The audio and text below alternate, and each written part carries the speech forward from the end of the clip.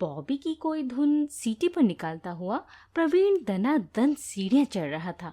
घर लौटते हुए हजरत हमेशा टॉप मूड में होते हैं। ड्राइंग रूम में पैर रखते ही बेचारा ठिठक गया। नमस्ते आंटी। उसने सोफे पर बैठी हुई मिसेस नागराजन से कहा और जल्दी से अपने कमरे की ओर मुड़ गया। परंतु वहां भी एक नमूना उसके स्वागत के लिए तैयार था। मेरे कान अनायास ही उसकी ओर चले गए। नमस्ते अंकल। कहिए प्रवीण जी, क्या हाल है? जी बस ठीक हूँ।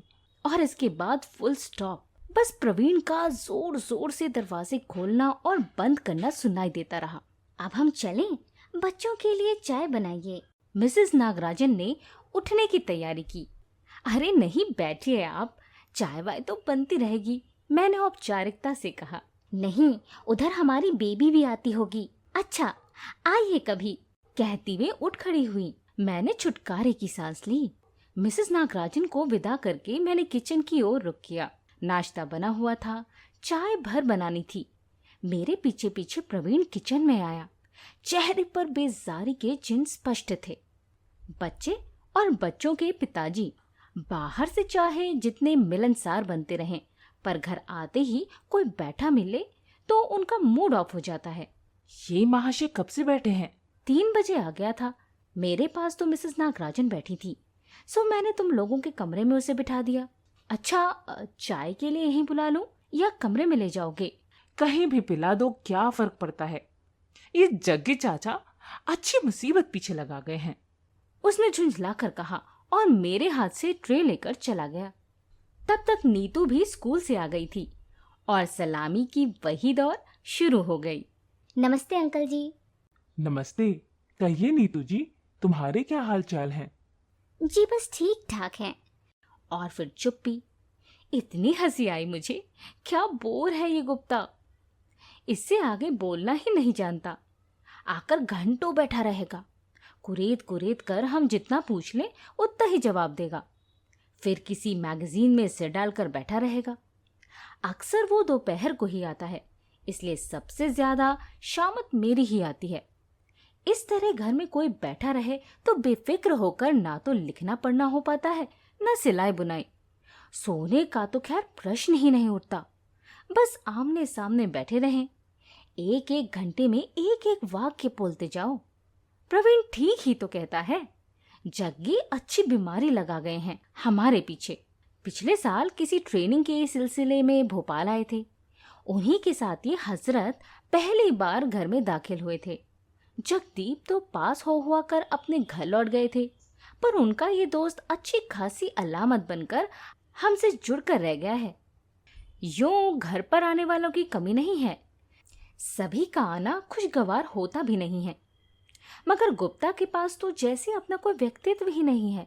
कई बार तो इतनी कोफ्त होती है, अरे भाई, जब तुम्हारे पास कहने के लिए कुछ नहीं है तो आते ही क्यों हो। नीतू कहती है घर ना हुआ पब्लिक लाइब्रेरी हो रही है। इससे तो अच्छा है हम लोग इन्हें घर पर ही किताबें भेज दिया करें।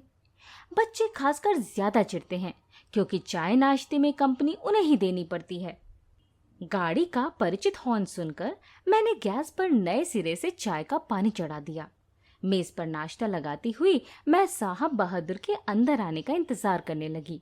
वे अंदर आए और कुछ ही क्षणों में उनकी गरजदार आवाज में बधाइयों का एक शोर सा फट पड़ा। इतनी गर्मजोशी से बधाई किसे दी जा रही है और किस बात की, मैंने बाहर आकर पूछा।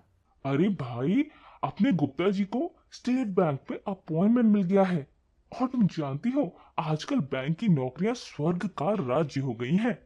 कॉन्ग्रेचुलेशंस गुप्ता जी। लेकिन भाई, ये तो सरासर पक्षपात है।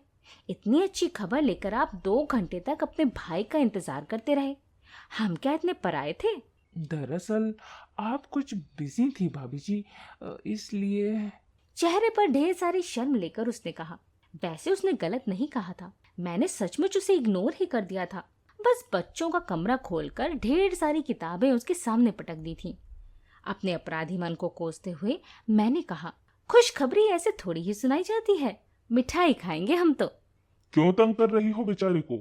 हम लोग बड़े हैं, गुप्ता की तरफ से मिठाई हम खिलाएंगे। जी, मिठाई तो मैं लेकर चला था। और थैली में से मिठाइयों का एक बड़ा सा पैकेट मेरे सामने कर दिया। अरे मैं तो मजाक कर रही थी।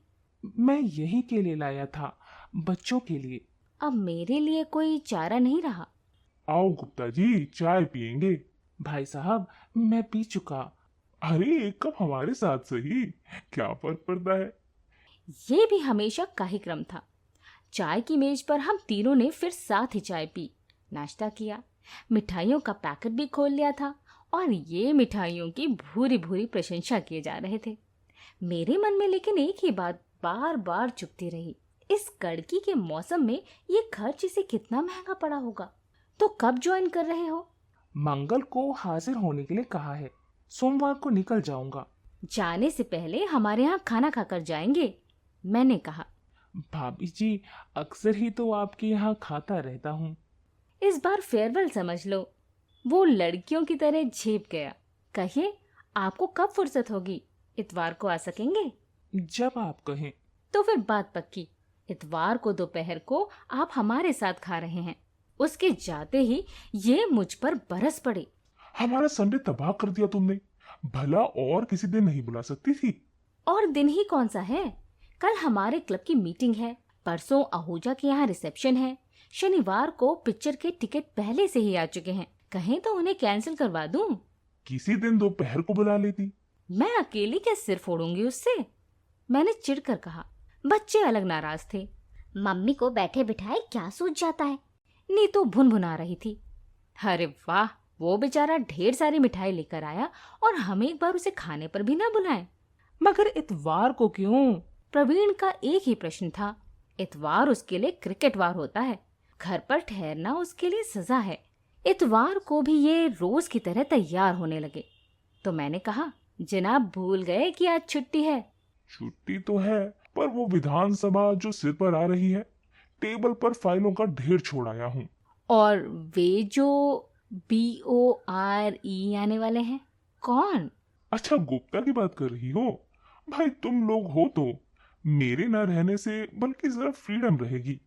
प्रवीण ग्राउंड के लिए खिसकने की तैयारी कर रहा था, परंतु पापा की इस कर्तव्यपरायणता के कारण उसका मैच खटाई में पड़ गया। भुनभुनाते हुए ही उसने अपने दोस्तों को लौटाया। बस यही कुछ बनाया है आज? क्यों, और क्या बनाना होता है? दाल चावल है, सब्जी पराठे हैं, अचार चटनी है, और क्या चाहिए? कमाल करती हो। यूं तो पता नहीं रोज क्या अल्लम गल्लम बनाया करती हो। आज उसे फेयरवेल दे रही हो तो कुछ भी नहीं। सुनो, ऐसे अच्छा नहीं लगता। तुमसे ना बने तो बाजार से ही कुछ मीठा मंगवा लो। उनके जाने के बाद मैं दिमाग कुरेदती रही, सब्जी की टोकरी टटोलती रही। फिर प्रवीण से कहा, बेटे जरा दौड़कर बाजार से एक हीमा का पैकेट तो ला दे, गुलाब जामुन बना लूं जरा। तो गुप्ता अंकल के ऑनर में गुलाब जामुन बन रहे हैं। नीतू ने चटकारे लेकर कहा, चल ज्यादा बातें मत बना, जरा आलू छीलने में हाथ बटा तो। खाना बनाने का मुझे तो जैसे बुखार पड़ता है, मिनटों में दिमाग में पूरा मेन्यू ड्राफ्ट हो जाता है। जो मुझे घंटे भर पहले रखी हुई चीज याद नहीं रहती, पर ये जरूर याद रहता है कि 6 महीने पहले अमुक सज्जन के लिए मैंने क्या क्या बनाया था। कोई भी डिश रिपीट न हो, इसका मुझे खूब ध्यान रहता है। गुप्ता जब आया तो रसोई महक रही थी और मेज डोंगों और डिशेस से खचाखच भरी हुई थी। इतनी तकलीफ उठा रही हैं आप भाभी जी? मैं तो घर का ही आदमी था। उसने आते ही कहा, पर स्वागत का सरंजाम उसे पुलकित कर रहा था। ये छिपा नहीं रहा। आज खाना खाते हुए हमेशा की तरह गुमसुम नहीं रहा, थोड़ा थोड़ा बोलता रहा, हल्का फुल्का मजाक भी करता रहा।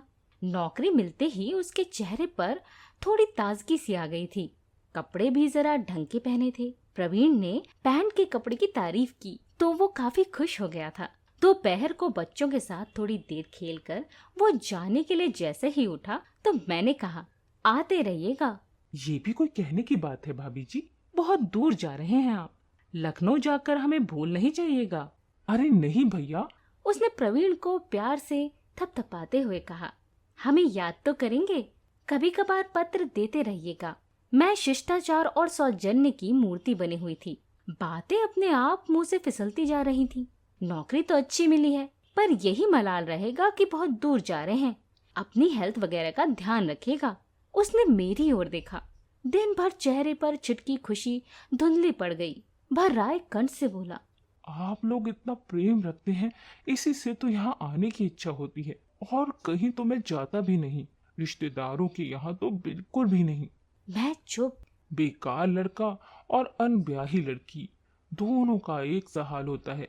हर कोई उन्हें उपदेश देगा, आलोचना करेगा, मजाक बनाएगा, सीधे मुंह बात तो कोई करेगा ही नहीं। लेकिन मुझे यहाँ जो व्यवहार मिला वो इतना अलग था। भावावेग के कारण उससे बोला नहीं गया। मैं सन्न रह गई। ये घुन्ना लड़का मन में इतना दर्द संजोए है, किसने सोचा था? अच्छा चलूं भाभी जी? कहते हुए उसने झुककर मेरे पांव छू लिए और एकदम दरवाजे से बाहर हो गया। बड़ी देर बाद शर्म से झुके सिर उठाकर हमने एक दूसरे की ओर देखा।